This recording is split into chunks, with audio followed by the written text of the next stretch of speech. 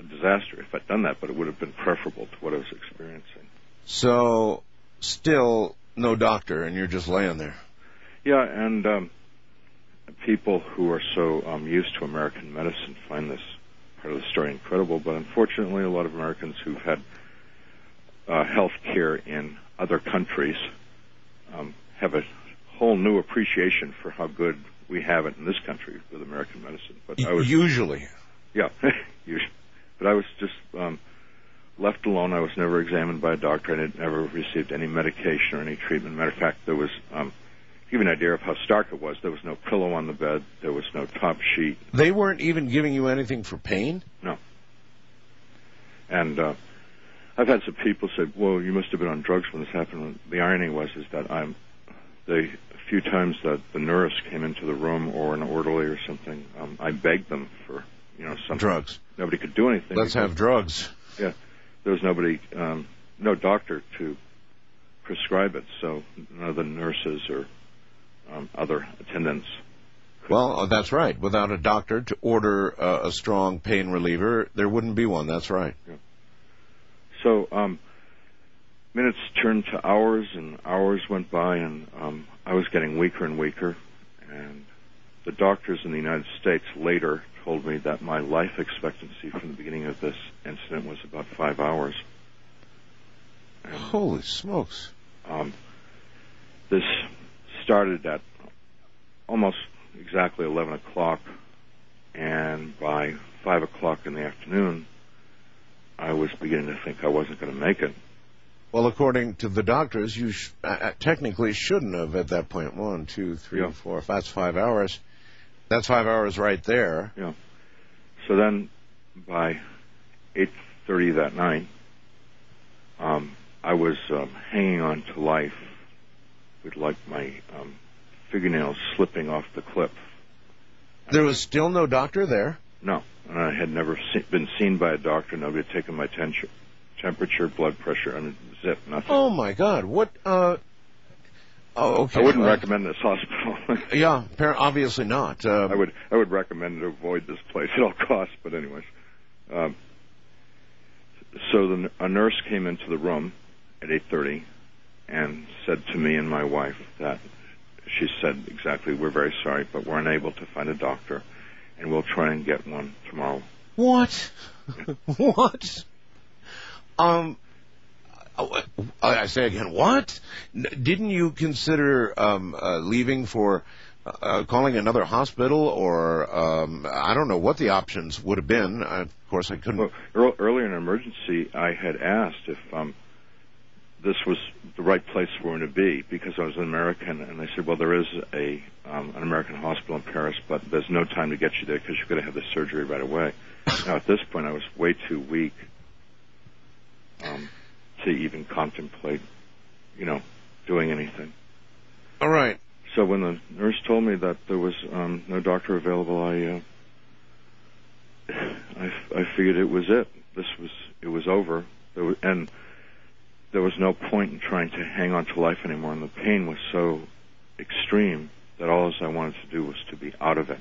I mean, I wanted out of the world, out of this life, and I knew that when you died, it was, the lights off, curtain down, it's over, it's finished. Right. And that was preferable to hanging on any longer because I'd been struggling for hours to stay alive with all of the strength that was depleting, and all of my will I didn't have any will to live anymore. So I told my wife, I said, it's time for us to say goodbye.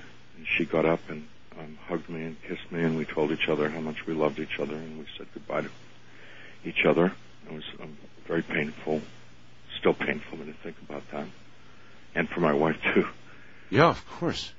And she was crying so hard, she sat back down in the chair, and I was watching her cry her heart out because here she was watching her husband just die. Yeah, fade away from her before her very eyes, and there wasn't anything she could do about it. And I closed my eyes and hoped to die and no desire to live anymore, and I went unconscious. I don't know how long I was unconscious, probably a few minutes at the most, when I was conscious again, and I was standing next to the bed, and I felt really good. I was very aware of the situation. I knew that I was very sick and I needed to have an operation, and I was aware that I had a stomach problem, but I really didn't have the pain. Instead, I felt very alive. Now, you were in what kind of state when you? People frequently have told me stories just like you are telling me now of being outside your body, and or hovering over operating tables, and I'm sure you've heard all the stories. Yeah. So I'm always curious, what kind of presence did you have outside your body? I mean, could you see your own hand? Could you see yourself? Yeah, I felt.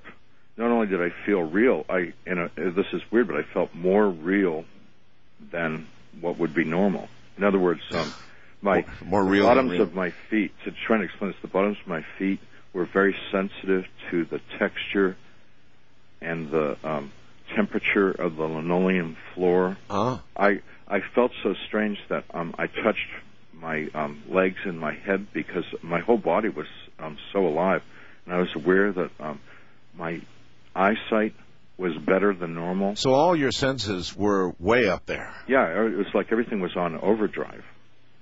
And I just thought this was like so bizarre, but I was really happy that I didn't have the pain anymore and that I was alive, because the last thing I remembered was dying.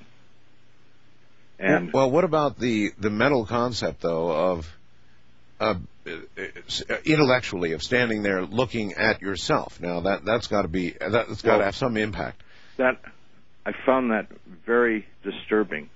So the only thing that I could think of was that the body in the bed wasn't real, and that I was trying to figure out how this could be. So I decided that what they had done was, while I was unconscious, they had made a wax duplicate of me and put it in the bed.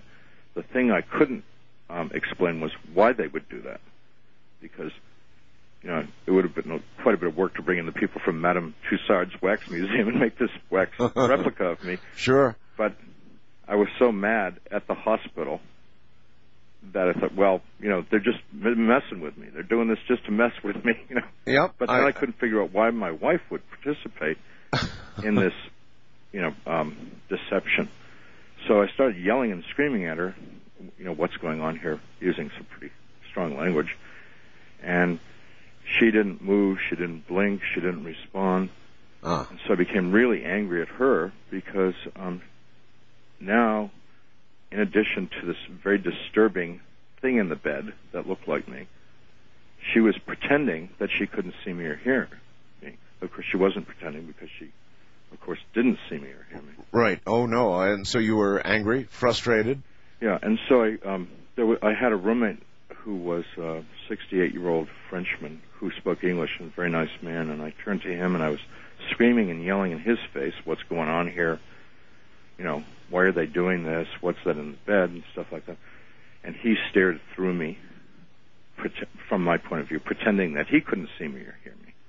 And, so I was just getting into a rage about, this, and I kept thinking this whole thing's crazy. And it had not yet occurred to you that you couldn't be seen? No, not at all, because I felt so real. Sure. And I could touch things and feel things. I was completely gotcha. Corporal, whatever. And I heard people outside the room, and they were calling me by name in English, saying, Howard, you've got to come with us now. Hurry up. We've been waiting for you. It's time to go. Let's go. So I went over to the doorway of the room, and there were people out in the hallway. People? Yeah. And they were very, there's a small number of them, men and women. And it was very dim out in the hallway. The room was bright and well lit, but the hallway was very gray and indistinct, like a really bad TV picture. Right. And I said, are you from the surgeon? I said, I'm really sick. I'm supposed to have surgery. I've been waiting for hours, and and I need to have this operation. And has the doctor come to the hospital? And they said, hurry up. We've been waiting a long time for you. We've got to go now. Let's go. Did you recognize these people at all? No. They're very indistinct. You say indistinct. That's interesting. You mean indistinct in form? Yeah.